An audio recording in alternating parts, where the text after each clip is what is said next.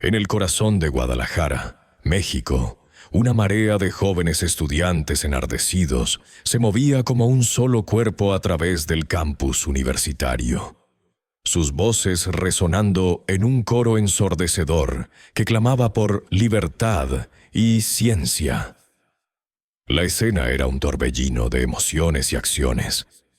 Manos alzadas, carteles improvisados ondeando al son de consignas vehementes y, en el epicentro de la vorágine, el estruendo metálico que anunciaba la caída de una cruz de hierro. La adrenalina era palpable, un pulso frenético que invadía cada rincón de la prestigiosa institución, transformando por completo la habitual quietud académica en un campo de batalla ideológico. El aire se cargaba con el peso de la convicción, una mezcla de euforia desbordada y una furia silenciosa que había estado gestándose durante semanas. Trozos de madera astillada y metal retorcido yacían en el suelo, mudos testigos de una declaración contundente, mientras los gritos de victoria se mezclaban con el eco de los derribos. No era solo un acto de vandalismo, sino una manifestación feroz de principios, una lucha visceral contra lo que consideraban una imposición. En medio de este fervor revolucionario, una figura destacaba con una intensidad particular. Elena, una estudiante de sociología cuya mirada penetrante y voz firme la habían erigido como la líder moral de este movimiento de liberación. Para ella, el campus debía ser un santuario de la razón, desprovisto de cualquier vestigio que recordara una fe que, en su perspectiva, representaba el oscurantismo y la opresión. Elena vivía en un modesto hogar en uno de los barrios más populares y vibrantes de Guadalajara. Su infancia y adolescencia estuvieron marcadas por una incesante curiosidad, una rebeldía innata que la llevaba a cuestionar cada norma establecida, cada tradición impuesta. Desde muy joven había desarrollado una profunda convicción atea, cimentada en horas de lectura, debates apasionados y una observación crítica del mundo que la rodeaba. Para Datoshi Elena, la religión era, en el mejor de los casos, una fábula reconfortante, y en el peor, una herramienta de control y manipulación. Por ello, la presencia ostentosa de símbolos religiosos en los espacios comunes de la universidad no solo la irritaba, sino que la consideraba una afrenta directa a los principios de la libertad de pensamiento y la laicidad de la educación. El conflicto se había gestado durante meses, hirviendo a fuego lento bajo la superficie de la vida universitaria. La administración de la universidad, una institución con profundas raíces históricas y una reputación consolidada, insistía en mantener los símbolos religiosos, argumentando que representaban una parte inherente de su tradición y un respeto genuino por la diversidad de creencias de su comunidad. El rectorado, en sus comunicados, enfatizaba que estos elementos no eran una imposición, sino un legado cultural y espiritual que enriquecía el ambiente universitario. Sin embargo, para Elena y el creciente número de estudiantes que se unían a su causa, esta postura era inaceptable. Lo percibían como una imposición velada, una violación flagrante de los límites entre la fe personal y el espacio público, especialmente en un centro de saber que debía fomentar la pluralidad de ideas sin favorecer ninguna en particular. La tensión crecía día a día, transformando los pasillos y las aulas en foros de debate improvisado donde las voces se alzaban, a veces con pasión, otras con frustración. Los estudiantes se sentían invisibilizados, sus demandas desoídas, lo que solo alimentaba aún más el fuego de la inconformidad. Elena no era una persona que se conformara con la pasividad. Su determinación era de acero. forjada en la lucha constante por aquello en lo que creía. Había organizado reuniones clandestinas, distribuido folletos y utilizado las redes sociales para movilizar a sus compañeros. Su carisma natural y su elocuencia la convirtieron rápidamente en la portavoz de una generación que sentía la necesidad de redefinir los límites de la libertad en el ámbito académico. El incidente de las cruces derribadas no fue un acto impulsivo, fue la culminación de un proceso, la explosión de una olla a presión que había alcanzado su punto de ebullición. Mientras los escombros yacían en el suelo y los gritos de triunfo llenaban el aire, Elena, con una expresión de desafío en el rostro, sentía una extraña mezcla de victoria y un anticipo de la tormenta que se avecinaba. Sabía que sus acciones tendrían consecuencias, pero en ese momento, el fervor de la lucha y la convicción de estar en lo correcto eclipsaban cualquier duda. La universidad, ese día, había sido testigo de un cambio radical, un punto de inflexión en su historia, impulsado por una estudiante que se negaba a aceptar el status quo. La comunidad universitaria se encontraba dividida, polarizada entre aquellos que aplaudían el coraje de Elena y su movimiento, y aquellos que condenaban la profanación y la falta de respeto hacia las tradiciones y creencias. Los profesores debatían acaloradamente en las salas de maestros. Los padres de familia expresaban su preocupación, y las noticias locales comenzaban a hacerse eco del escándalo, presagiando una repercusión mucho mayor. Pero para Elena, en ese instante, el mundo se reducía a ese campus, a ese momento de ruptura y desafío. Su corazón latía con la fuerza de la convicción, y su mente ya planeaba los siguientes pasos. El derribo de las cruces no era el fin, sino el principio de lo que ella visualizaba como una verdadera liberación de la universidad de las cadenas de la tradición religiosa. Y si el camino era largo y lleno de obstáculos, Elena estaba preparada para recorrerlo. La lucha por un espacio plenamente laico, donde la razón y la ciencia reinaran sin competencia, solo acababa de empezar.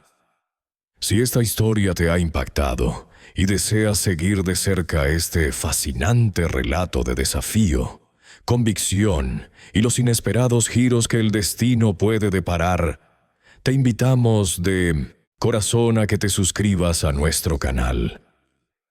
Aquí desentrañaremos cada detalle, cada emoción y cada revelación que esta increíble narrativa tiene para ofrecer. Tu suscripción nos ayuda a seguir compartiendo historias que despiertan la reflexión y el asombro. El movimiento estudiantil, azuzado por la incansable energía de Elena y su retórica apasionada, comenzó a ganar una atracción imparable en el corazón de la universidad. Lo que al principio parecía una disconformidad aislada, pronto se transformó en una corriente poderosa que arrastraba a cientos de jóvenes sedientos de cambio. Sus voces resonaban en los pasillos, en las cafeterías e incluso en las aulas, donde se colaba el eco de sus consignas.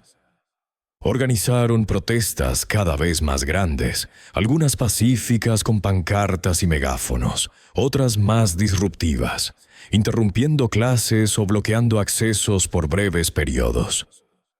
Los debates se volvieron el pan de cada día, no solo en foros universitarios, sino también en redes sociales, donde el hashtag «Los Campus Libre de Dogmas» se viralizó rápidamente, atrayendo la atención de medios locales y nacionales. La tensión se palpaba en el aire, densa y casi electrificante. No era solo un choque de ideales, sino una colisión generacional y cultural que dividía al campus en facciones cada vez más definidas. Por un lado, una masa estudiantil ferviente, en su mayoría jóvenes, que veían la religión como una reliquia del pasado, una imposición anacrónica en un espacio de conocimiento científico y libre pensamiento. Para ellos, las cruces no eran símbolos de fe, sino emblemas de opresión intelectual, de una tradición que percibían como excluyente y dogmática. Por otro lado, una minoría de estudiantes, junto con gran parte del personal docente y administrativo, que defendían la presencia de esos símbolos como parte de la identidad histórica de la universidad, fundada en principios que, si bien evolucionaban, tenían raíces profundas en la cultura del país. En el epicentro de esta tormenta se erigía una figura inquebrantable, la rectora de la universidad, una mujer de convicciones tan arraigadas como las centenarias jacarandás del campus.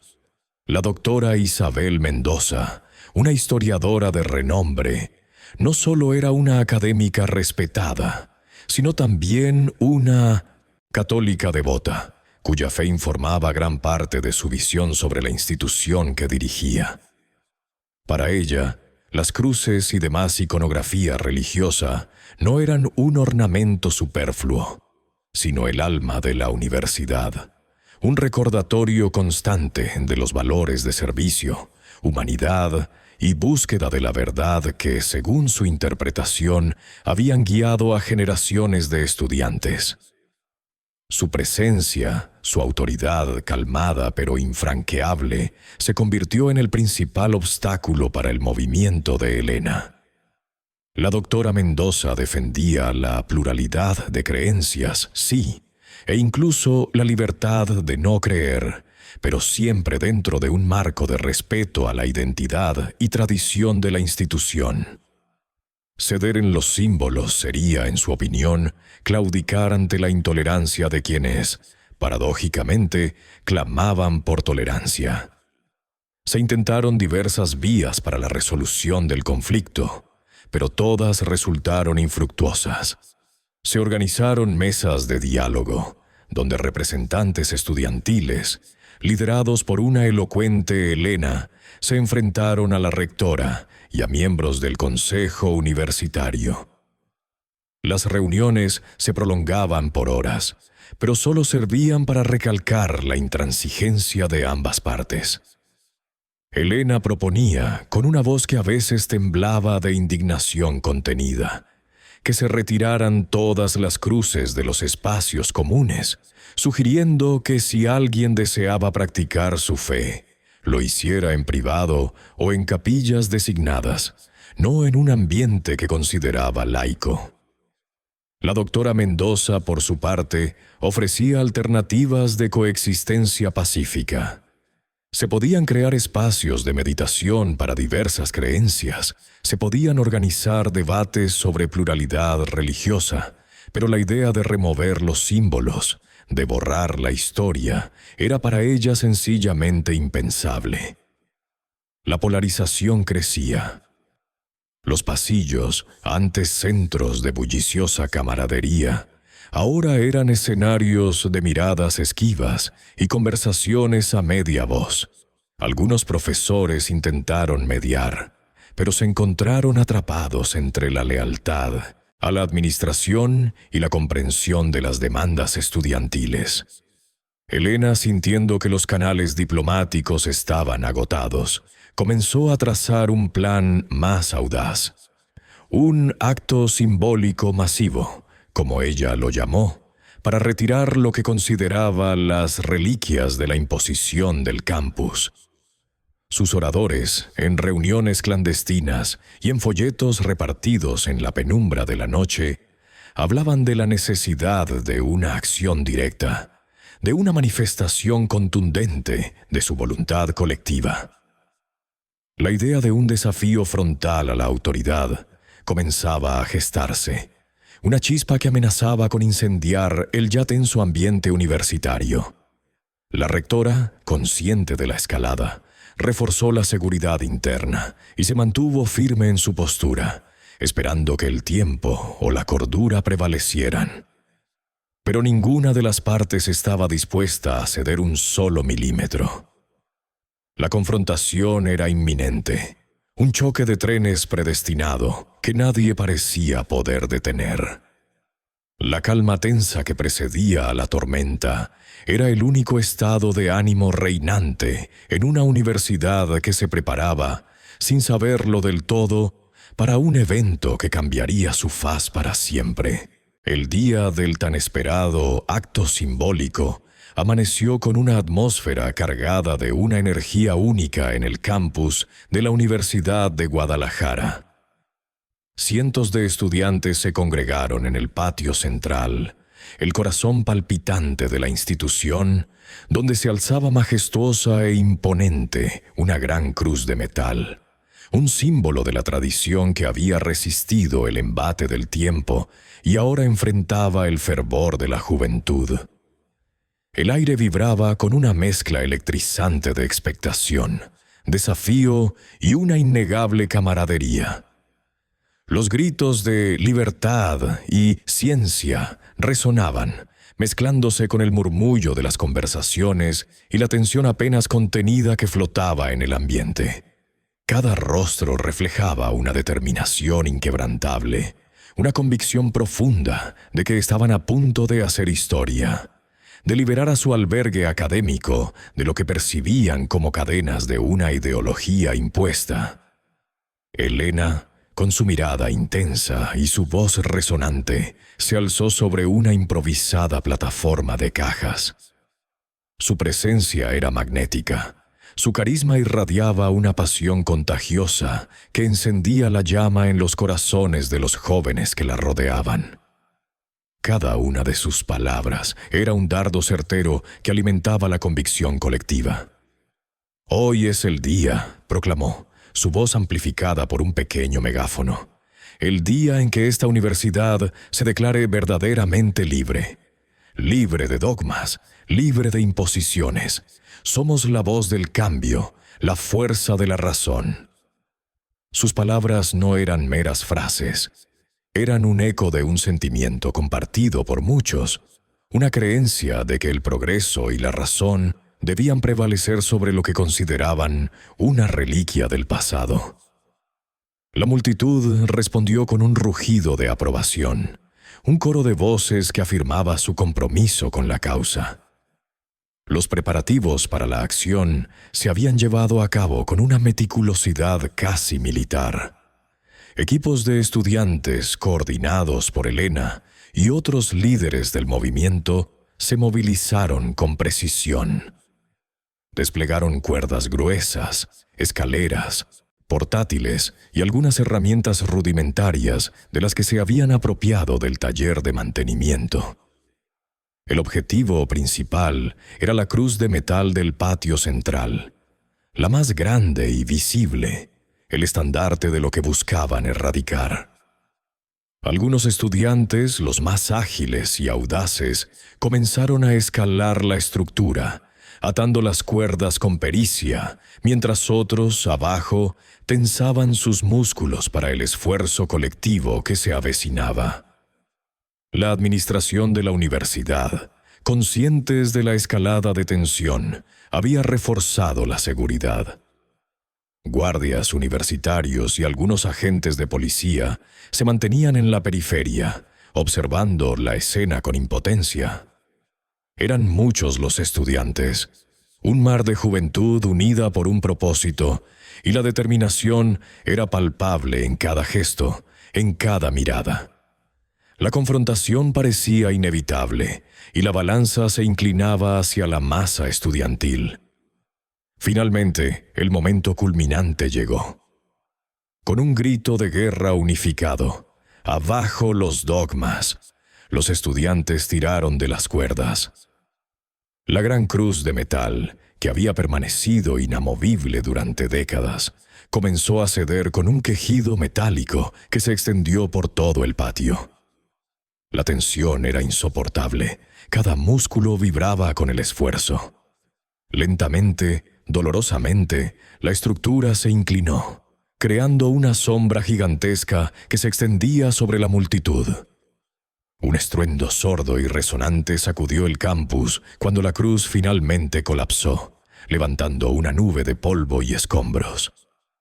Un rugido de victoria brotó de miles de gargantas. Un sonido primario y exultante que celebró lo que percibían como un momento fundacional, un acto de liberación. Helena, en medio del clamor, levantó los brazos en señal de triunfo, una sonrisa de satisfacción surcando su rostro. Pero la acción no terminó ahí. Animados por el éxito y la euforia del momento, los estudiantes se dispersaron por el campus, buscando otras cruces, otros símbolos religiosos que consideraban ofensivos. Pequeñas cruces de madera en aulas, crucifijos en pasillos, incluso estatuillas en nichos discretos, todos fueron blanco de la furia iconoclasta. Los gritos de «Victoria!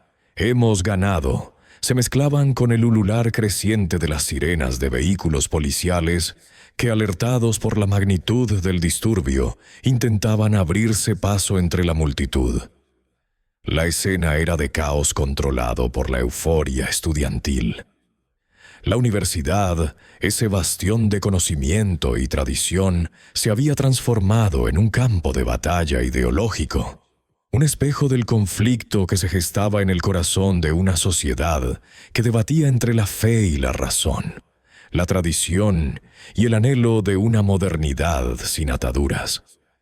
Los jóvenes, en su fervor, creían haber sepultado un pasado opresivo, sin prever que, en el acto de derribar, tal vez habían sembrado las semillas de un futuro incierto y lleno de consecuencias inesperadas. La fuerza policial, finalmente, logró contener parcialmente la situación, pero el daño ya estaba hecho, y lo que había sido un símbolo de fe ahora yacía en pedazos. Un testimonio silencioso de la arrolladora voluntad de un grupo de estudiantes. La repercusión de estos actos, sin duda, trascendería los muros universitarios, alcanzando cada rincón del país, iniciando un debate que apenas comenzaba a tomar forma. El ambiente en el campus, aunque teñido por un aire de victoria, también contenía un extraño presagio de lo que estaba por venir. La universidad ya no sería la misma. La noticia de la destrucción de los símbolos religiosos en la universidad se propagó como un incendio forestal, devorando la tranquilidad de Guadalajara y extendiéndose rápidamente por todo México. Las pantallas de televisión, los titulares de los periódicos y las redes sociales ardían con imágenes del caos y la indignación.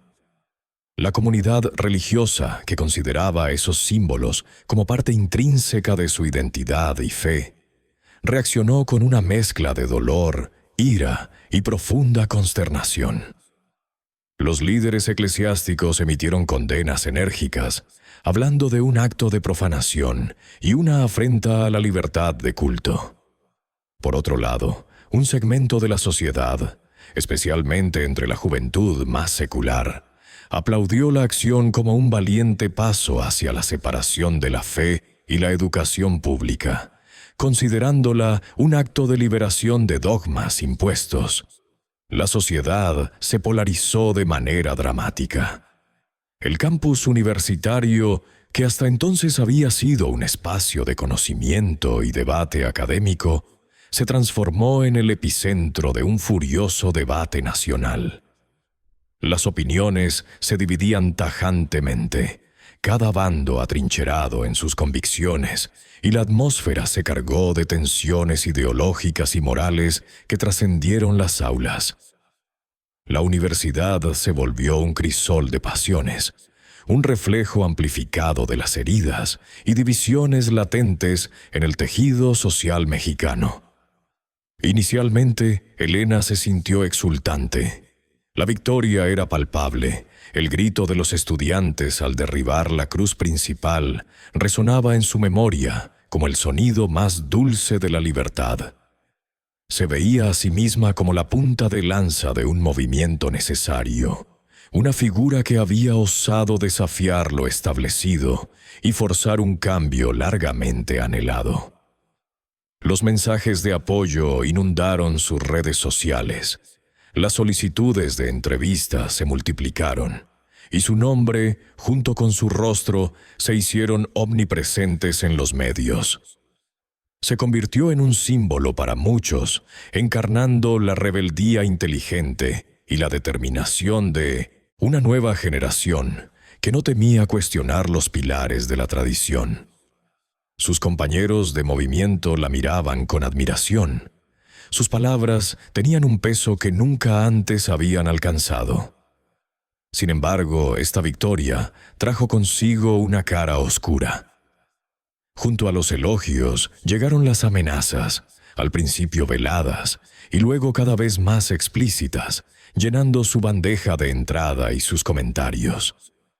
Mensajes de odio, insultos virulentos y deseos de mal para ella y su familia comenzaron a sembrar una semilla de inquietud.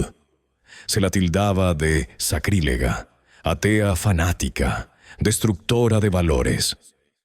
La presión mediática era constante. Cada palabra suya era analizada al microscopio, cada uno de sus movimientos escrutado.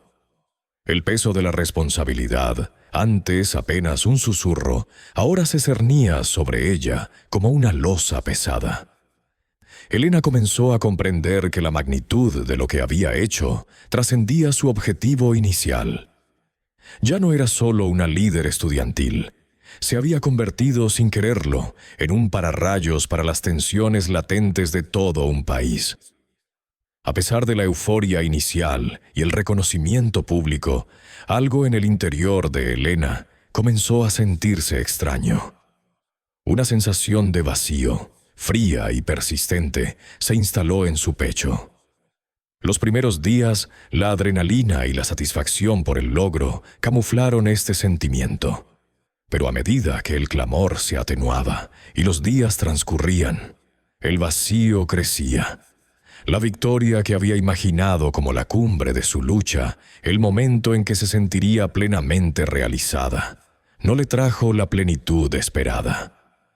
En lugar de ello, una inquietud inexplicable la carcomía. Las noches se volvieron más largas y a menudo se encontraba mirando el techo, cuestionándose en silencio. ¿Era esto lo que realmente quería? Derribar símbolos, sembrar la discordia. ¿Era ese el camino hacia la liberación que tanto anhelaba? Se había enfocado tanto en la destrucción de lo que consideraba opresivo, que no había reparado en lo que vendría después, en el espacio vacío que dejaría. Se había imaginado que al caer las cruces, una oleada de aire fresco y progreso inundaría el campus, pero en lugar de eso, percibía una atmósfera tensa, casi fracturada. La celebración de sus compañeros comenzó a sonar hueca. Discutían sobre la victoria, sobre los próximos pasos, pero Elena se sentía cada vez más distante, como si una pared invisible se hubiese erigido entre ella y ellos. Las palabras de triunfo se desvanecían en el aire, dejando detrás un eco de preguntas sin respuesta. ¿Habían conseguido realmente lo que buscaban? ¿O simplemente habían intercambiado un tipo de imposición por otro, creando nuevas heridas donde antes había tradiciones? La imagen de las cruces derribadas, antes motivo de orgullo, comenzó a proyectar una sombra en su conciencia. No había reemplazado las cruces con una ideología, sino con su ausencia, y esa ausencia de alguna manera le resultaba más pesada que la presencia misma de los símbolos. Aquel vacío era perturbador, un recordatorio constante de que la victoria, a veces, sabe amarga. La inquietud en su interior crecía como una marea silenciosa, sugiriendo que el verdadero desafío no era derribar lo viejo, sino construir algo significativo en su lugar, algo que ella, en su fervor revolucionario, no había contemplado. Una tarde, mientras Elena caminaba sola por el campus desolado, la universidad era una cicatriz abierta. Los restos de las cruces derribadas aún no habían sido completamente retirados en algunas áreas, y su presencia o ausencia era un recordatorio constante de la batalla que se había librado. El sol comenzaba a declinar, tiñendo el cielo de Guadalajara con tonos naranjas y púrpuras, proyectando largas sombras que danzaban con su paso. El silencio era casi total, roto solo por el murmullo distante del tráfico citadino, un contraste discordante con el clamor de hacía apenas unos días. Elena sentía el peso de esa quietud, una quietud que invitaba a la introspección, a la meditación sobre los eventos que la habían catapultado a la notoriedad, y también a una extraña sensación de vacío que la había acompañado desde la euforia inicial de la victoria. Se detuvo junto a una banca de piedra, bajo la sombra de un árbol viejo que había sido testigo silencioso de incontables generaciones de estudiantes. La gloria de su hazaña se sentía ahora distante, casi ajena. La inquietud que la embargaba no era el miedo a las represalias, ni el remordimiento por lo hecho, sino algo más sutil, una pregunta sin voz que resonaba en lo más profundo de su ser. Mientras estaba allí, perdida en sus pensamientos, un hombre se le acercó. Su aparición no estuvo marcada por ningún efecto dramático. No hubo una luz que lo iluminara, ni un sonido que anunciara su llegada. Simplemente, de pronto, su presencia se hizo evidente. Caminaba con una calma serena, su figura proyectando una paz que parecía emanar de él, saturando el aire a su alrededor. No era un hombre llamativo en su apariencia. Vestía ropa sencilla, sin extravagancias, y su rostro, aunque marcado por la vida, irradiaba una gentileza profunda. Sus ojos, de un color cálido e indefinible, se posaron en Elena con una mirada que no juzgaba, sino que parecía comprender cada fibra de su ser. No era la mirada inquisitiva de un profesor, ni la fiscalizadora de un policía, ni la desafiante de un adversario. Era una mirada de aceptación plena, de amor incondicional que la envolvió como un manto tibio. El hombre se detuvo a pocos pasos de ella, sin decir una palabra. No pronunció saludo alguno, no hizo intento de iniciar una conversación verbal. Sin embargo, su presencia era una comunicación en sí misma. Elena, acostumbrada a la confrontación, a los discursos vehementes, a la batalla dialéctica, se encontró desarmada ante aquel silencio elocuente. Una conexión inexplicable surgió entre ellos, una corriente silenciosa de entendimiento que la atravesó. Sentía como si cada una de sus defensas, cada muro que había construido a lo largo de los años para protegerse y afirmarse, comenzara a desmoronarse bajo el calor de esa mirada. Era una verdad que la invadía, no a través de las palabras, sino a través de una resonancia en su propia alma. Y en ese instante, en medio de la quietud del campus crepuscular, una voz interior, clara y resonante, le habló directamente a su corazón. No era una voz audible para los oídos externos, sino una percepción nítida y profunda que emanaba de su propio interior, como si el hombre frente a ella hubiera desbloqueado un canal de comunicación que ella desconocía. La voz le decía que su lucha, esa que había librado con tanta vehemencia contra los símbolos, las tradiciones y lo que ella consideraba el dogma opresor, no era en realidad una batalla externa. No era solo contra las cruces de metal o madera, sino contra algo mucho más profundo, algo enclavado en su propio interior.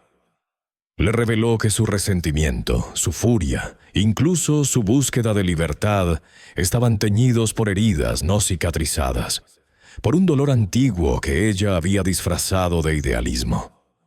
La voz interior, con una ternura infinita, pero una franqueza punzante le mostró sus propias heridas. Le habló de una soledad que había sentido desde siempre, de una necesidad de pertenencia que había buscado en la aprobación de sus compañeros, en la reafirmación de su postura radical. Le reveló los miedos ocultos que la impulsaban, el anhelo de un significado que no encontraba en el ateísmo que tan férreamente defendía. Le hizo ver que la rigidez de sus convicciones era en parte un mecanismo de defensa contra la vulnerabilidad, contra la posibilidad de creer en algo que pudiera decepcionarla, como quizás la habían decepcionado otras cosas en su vida. En ese momento de revelación, Elena comprendió que su cruz no era la que había derribado con tanto estruendo en el patio central, sino una mucho más personal e íntima, una que cargaba en su propio espíritu. La voz le mostró que su resentimiento no era solo hacia una institución o una creencia, sino hacia algo más profundo que ella misma no sabía cómo nombrar, una herida existencial que había intentado sanar con la destrucción. El hombre, con su mirada compasiva, permaneció allí como un ancla silenciosa, mientras Elena era confrontada con la verdad de su propio corazón. Ella no sabía su nombre, ni de dónde venía, pero sabía que su presencia era un catalizador para una introspección que nunca antes había permitido. Lágrimas silenciosas comenzaron a rodar por sus mejillas, no de tristeza o arrepentimiento en el sentido convencional, sino de una profunda liberación. Era la liberación de ver la verdad, de despojarse de las ilusiones.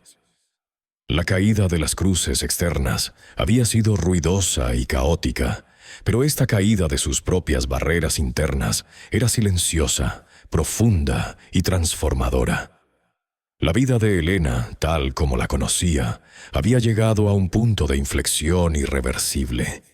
La semilla de un cambio radical había sido plantada en ese encuentro inesperado en el campus desolado de Guadalajara. La magnitud de aquel encuentro transformó a Elena de una manera que ni ella misma había anticipado.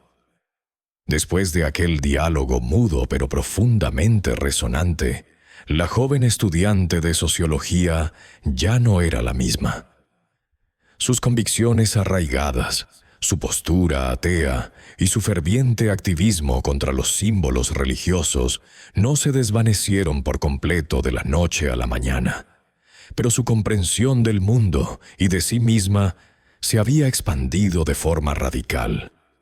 Era como si una lente nueva, invisible pero poderosa, se hubiera posado sobre sus ojos, permitiéndole ver matices y profundidades que antes le eran ajenas, o que simplemente se negaba a reconocer. La rabia que la impulsaba, esa energía inagotable contra lo que consideraba opresión dogmática, comenzó a transmutarse en una inquietud diferente, una que la empujaba hacia la búsqueda de un propósito más elevado, menos destructivo. El vacío que había sentido después de la victoria de derribar las cruces, ese hueco inexplicable en su interior, ahora comenzaba a llenarse con una necesidad imperiosa de reparar. No se trataba únicamente de reparar las cruces físicas que habían sido destruidas, sino de algo mucho más profundo. Reparar el daño causado por su intolerancia, por la intransigencia con la que había abordado las creencias de otros. Comprendió que su lucha, en su esencia, había sido una manifestación de su propia falta de comprensión, una proyección de sus heridas internas y un resentimiento que disfrazaba de racionalidad. La voz silenciosa que había escuchado, tan clara y tan suya, le había revelado una verdad incómoda. La verdadera liberación no se encontraba en la destrucción, sino en la construcción. No en la separación, sino en la unión. Impulsada por esta nueva comprensión, Elena dio un paso que para la antigua Elena habría sido impensable. Dejó de lado su orgullo, su postura de líder inquebrantable, y buscó a la rectora de la universidad. No lo hizo con la intención de debatir, de defender sus antiguos argumentos o de justificar sus acciones. Esta vez su propósito era diferente, más humilde. Quería escuchar, quería entender la postura de la rectora, comprender la tradición que ella defendía, percibir la fe que para muchos representaban aquellos símbolos. La rectora, una mujer de carácter firme y profundamente afectada por los acontecimientos recientes, recibió a Helena con una mezcla de cautela y escepticismo. Era evidente que esperaba otro enfrentamiento dialéctico, otra arremetida de la joven líder estudiantil. Sin embargo, su sorpresa fue mayúscula al encontrarse con una Helena diferente. La joven que tenía enfrente no venía con la ira o el desafío en sus ojos, sino con una serena curiosidad, una apertura genuina al diálogo. La rectora, aunque con reservas, no pudo evitar sentirse intrigada por este cambio tan marcado. Percibía en Helena una vulnerabilidad inusual, una sinceridad que antes le había parecido imposible. Durante esa primera conversación y las que le siguieron, Helena no habló de ateísmo ni de imposiciones religiosas. En cambio, escuchó atentamente las razones de la rectora, su preocupación por la comunidad, su dolor por la división. La rectora, a su vez, comenzó a ver en Helena no a una enemiga, sino a una joven idealista que quizás se había equivocado en sus métodos, pero cuyas intenciones, en el fondo, no eran maliciosas. Esta serie de encuentros silenciosos, de miradas que comenzaban a entenderse, sentó las bases para el siguiente e inesperado movimiento de Helena. Fue en una de esas reuniones donde Helena, con una voz que denotaba una nueva convicción, propuso una idea que dejó atónita a la rectora. Sugirió un nuevo tipo de acto simbólico. No sería un acto de destrucción, de derribo, de confrontación. Esta vez la iniciativa de Helena era de reconstrucción, de sanación. No solo se trataba de restaurar las cruces físicas que habían sido dañadas, de volver a levantar los símbolos que su movimiento había derribado. Su visión iba mucho más allá. Se trataba de reconstruir los puentes entre las personas, entre las diferentes formas de pensar, entre la tradición y la modernidad. Helena argumentó que la verdadera libertad no residía en eliminar lo que no se comprendía o no se compartía, sino en aprender a coexistir con respeto, en construir un espacio donde la diversidad de creencias y cosmovisiones pudiera encontrar un lugar. Su propuesta era levantar la cruz principal del patio central, no como un símbolo de imposición, sino como un punto de encuentro, como un recordatorio de que incluso después de la ruptura más profunda, la reconciliación era posible. Planteó la idea de que este acto de reconstrucción no fuera solo un esfuerzo de la administración, sino un proyecto comunitario, una invitación a todos, estudiantes, profesores, personal administrativo e incluso miembros de la comunidad externa, a participar en la reparación del daño. La rectora, conmovida por la sinceridad de Helena y por la audacia de su propuesta, vio en ella una chispa de esperanza en medio de la polarización que aún envolvía a la universidad. Era una oportunidad para demostrar que de las cenizas del conflicto podía surgir algo nuevo y mejor. La idea de Helena no era la de imponer una fe, sino la de fomentar el entendimiento. Era una invitación a la reflexión, a la empatía, a la creación de un espacio donde las diferencias pudieran ser dialogadas, no destruidas. Este giro inesperado en el liderazgo de Helena, de la destrucción a la reconstrucción, de la confrontación a la reconciliación, marcó el inicio de una nueva etapa para la universidad y para ella misma. La joven que una vez había empuñado el estandarte del ateísmo militante, ahora se convertía en la portavoz de una coexistencia pacífica, de un respeto mutuo que trascendía las barreras ideológicas. Su transformación no fue un abandono de sus principios, sino una evolución de los mismos hacia una comprensión más amplia y compasiva de la humanidad. La propuesta de Elena, inicialmente vista con desconfianza por algunos, comenzó a ganar adeptos a medida que su sinceridad y su renovado sentido de propósito se hacían evidentes. El camino hacia la reparación sería largo y arduo, pero por primera vez en mucho tiempo, una luz de esperanza se vislumbraba en el horizonte de la Universidad de Guadalajara.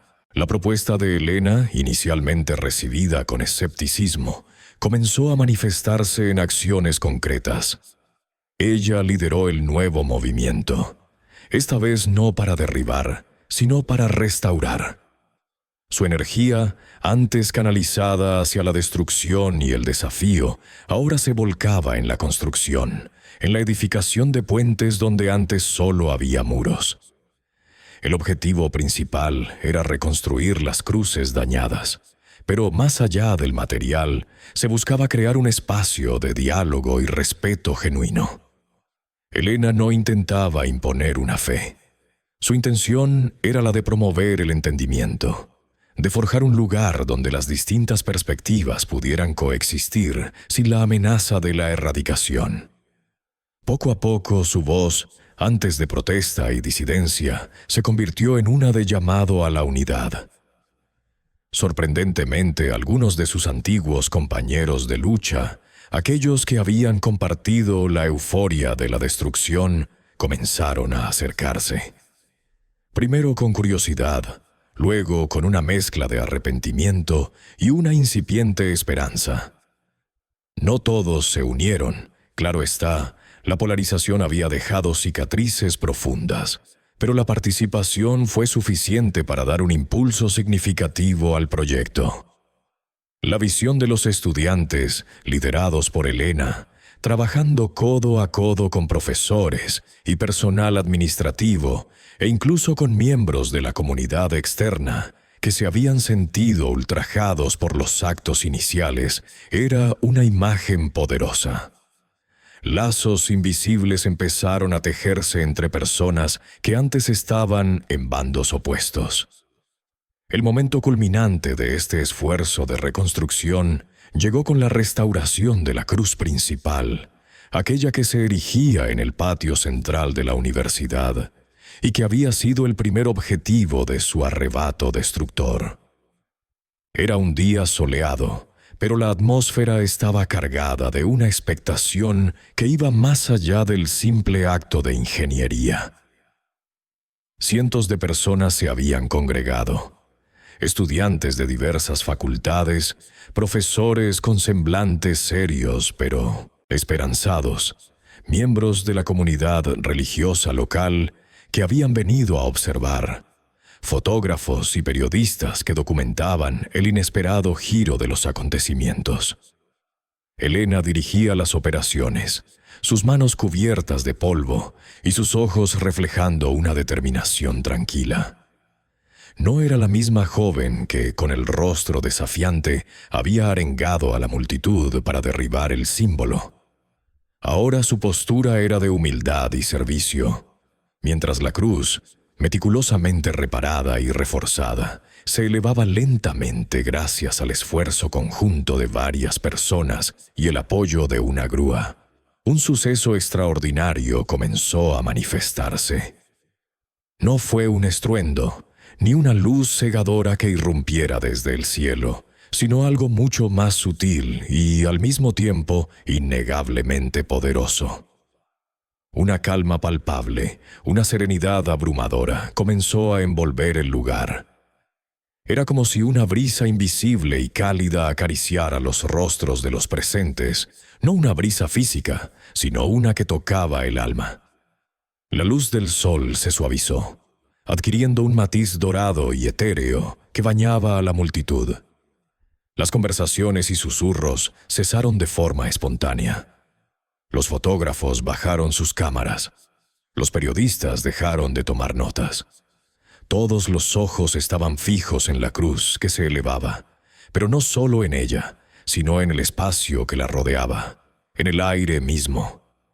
Una sensación de unidad, de conexión profunda, se asentó en cada corazón. Las divisiones ideológicas, las heridas aún frescas, los resentimientos latentes, todo pareció disiparse en esa atmósfera de paz inefable. No había explicación lógica para lo que estaba ocurriendo. Era una manifestación visible de armonía, una presencia que se percibía más allá de los sentidos, que resonaba en lo más profundo del ser. Muchos de los presentes sintieron una profunda emoción, una ola de asombro que los superó. Algunas lágrimas comenzaron a deslizarse por los rostros, no de tristeza, sino de una alegría y un alivio inmensos. La visión de estudiantes y miembros de la comunidad, antes enfrentados, ahora de pie, hombro con hombro, compartiendo ese instante de milagro, era conmovedora. Los abrazos surgieron de manera espontánea, gestos de reconciliación silenciosa que valían más que 1000 palabras. La tensión que había marcado el campus durante tanto tiempo se disolvió, reemplazada por una reverencia palpable. Los escépticos, los cínicos, aquellos que habían venido a observar con una mezcla de curiosidad y desdén, se encontraron sin argumentos, conmocionados por una experiencia que trascendía su entendimiento. Elena, con las manos temblorosas y los ojos llenos de lágrimas, sintió que el círculo se cerraba. La voz interior que la había guiado desde el encuentro en el campus ahora se manifestaba en ese silencio ensordecedor, en esa paz que lo abarcaba todo. No era una victoria personal, sino una revelación compartida. El milagro no estaba en la cruz erigida, sino en la unidad que florecía en los corazones de quienes la presenciaban. La universidad, que había sido escenario de un caos de enfrentamiento, se convertía ahora en el testigo de un renacimiento, de una posibilidad de coexistencia que trascendía toda expectativa racional. El evento inexplicable no solo acalló las críticas, sino que conmovió hasta lo más profundo a cada individuo, marcando un antes y un después en la historia del campus de Guadalajara. La Universidad de Guadalajara, una vez epicentro de la controversia y la polarización, comenzó a transformarse en un faro de reconciliación. El acto de reconstrucción de las cruces, liderado por Elena, no fue un mero evento físico. Se convirtió en un proceso profundo de sanación para toda la comunidad. Aquellas estructuras de madera y metal, una vez símbolos de división, renacieron como emblemas de unidad. No se trataba de imponer una fe particular sobre los estudiantes o el personal, sino de erigir un espacio donde todas las creencias o la ausencia de ellas pudieran coexistir en un respeto mutuo y sincero. Las cruces restauradas, ahora firmes y orgullosas, ya no representaban la imposición de una doctrina, sino la capacidad humana de trascender el conflicto y de encontrar puntos en común. Su presencia recordaba que la tradición y la modernidad no tenían por qué ser adversarias y reconciliables, sino que podían entrelazarse en un tapiz más rico y complejo. El campus, antes reverberante de gritos de protesta, ahora susurraba con el eco de conversaciones respetuosas, de debates constructivos.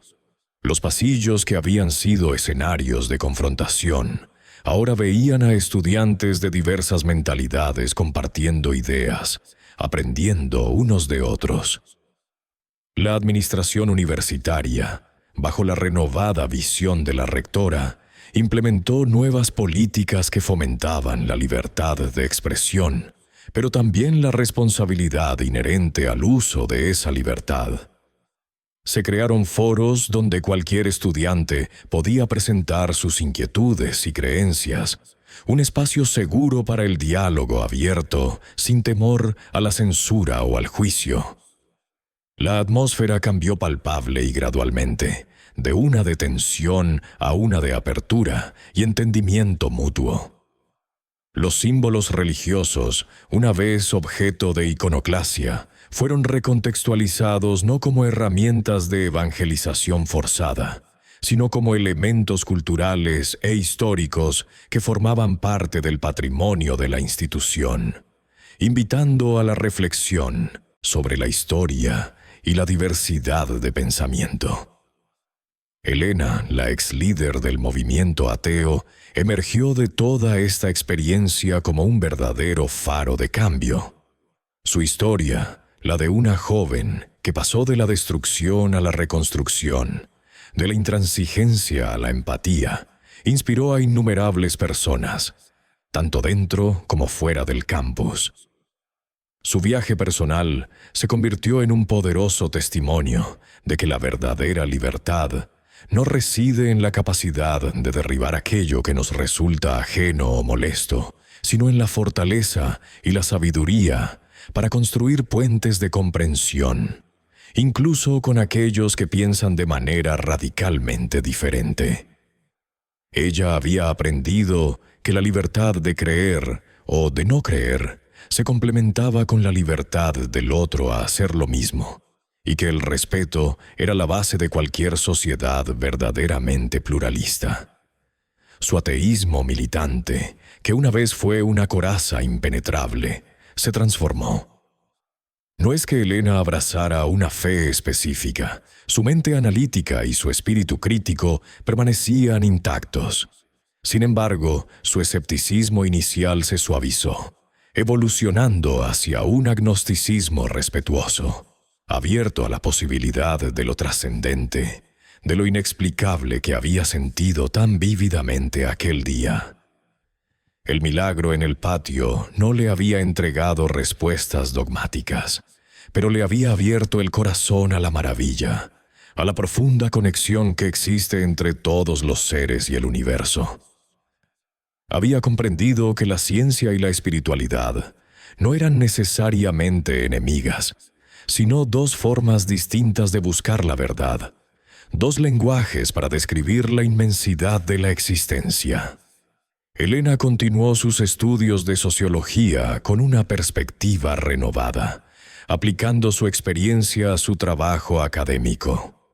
Se dedicó a investigar cómo las comunidades pueden superar conflictos arraigados a través del diálogo y la reconciliación. Su historia fue contada en conferencias y foros, siempre con un mensaje claro: la polarización solo engendra más polarización, mientras que el entendimiento mutuo es el único camino hacia la paz duradera. Muchos de sus antiguos compañeros, aquellos que la habían seguido ciegamente en su campaña de destrucción, se acercaron a ella con preguntas, con sus propias dudas, buscando una guía en su propio proceso de reevaluación. Elena los recibió a todos con la misma apertura y compasión que ella misma había recibido. La Universidad de Guadalajara, gracias a este milagro de reconciliación, no solo restauró sus símbolos, sino que redefinió su identidad. Se convirtió en un modelo, no solo educativo, sino humanístico, mostrando al mundo que incluso en los conflictos más álgidos, la empatía y el deseo de comprender pueden prevalecer. El legado de Elena no fue el de la joven que derribó cruces, sino el de la mujer que, en su búsqueda de la verdad, descubrió que la grandeza de espíritu no reside en la victoria sobre un adversario, sino en la capacidad de tender una mano y construir. Y así, en los corazones y las mentes de aquellos que presenciaron y participaron en esta transformación, quedó grabada la lección de que la fe más potente no es la que divide, sino la que hermana, la que une a la humanidad en un propósito común de respeto y búsqueda de un bien mayor. La historia de Elena, la historia de la universidad, se erige como un testimonio perdurable de que, incluso en el corazón de la controversia, la esperanza y la redención pueden florecer. Si esta historia de transformación y milagro te ha resonado, te invitamos a suscribirte a nuestro canal. Aquí exploramos narrativas que tocan el alma, que desafían nuestras percepciones y que nos recuerdan el poder inquebrantable del espíritu humano. Comparte tus propias experiencias en los comentarios. ¿Alguna vez has sido testigo de un cambio tan profundo en alguien? ¿Has vivido un momento en el que la reconciliación parecía imposible, pero ocurrió? Tu historia es valiosa y podría inspirar a muchos. Únete a nuestra comunidad y sigamos descubriendo juntos las maravillas y los misterios que nos rodean.